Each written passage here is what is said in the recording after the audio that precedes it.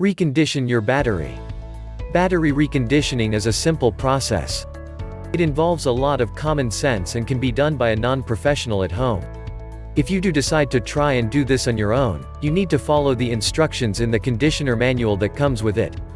Battery reconditioning usually works on all battery types. The key is proper use of only distilled water while topping off. Distilled water is naturally demineralized, so it does not contain dissolved minerals which would interfere with the electrolyte chemical process of the battery. The batteries should never be overcharged as this will damage them. Also, if they have been exposed to high temperatures and humidity, they will quickly get dry and brittle. This condition is what makes battery reconditioning necessary to restore them to a usable state again. Once you have your battery reconditioned, it will still work, but you will need to recharge the battery with new battery juice before you use it again.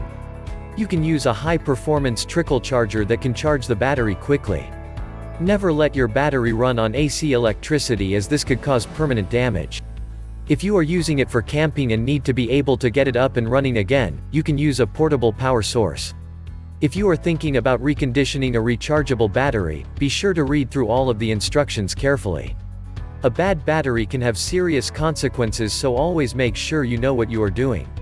You don't want to waste money or time on something that is not going to work.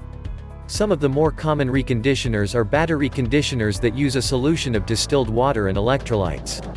This is known as an electrolyte-based reconditioner. This type is less expensive than a conditioner that uses a salt solution or a full reconditioner which uses sodium hydroxide or potassium hydroxide. Read through the conditioner manual that comes with it carefully before attempting to do it yourself.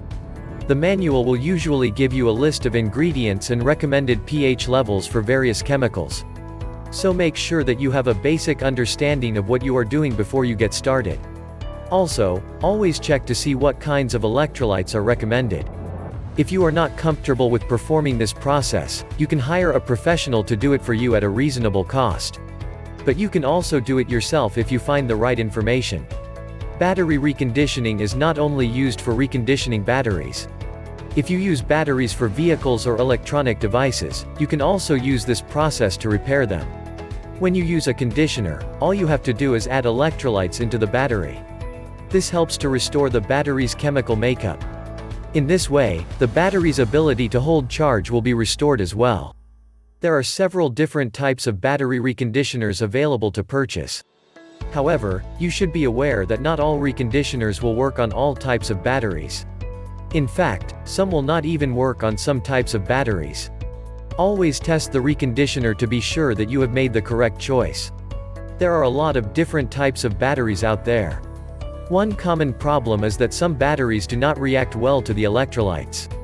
This means that you would have to use a different battery. Many people are interested in reconditioning their rechargeable batteries because of the benefits that they offer. However, you need to be careful when purchasing one. Thanks for watching.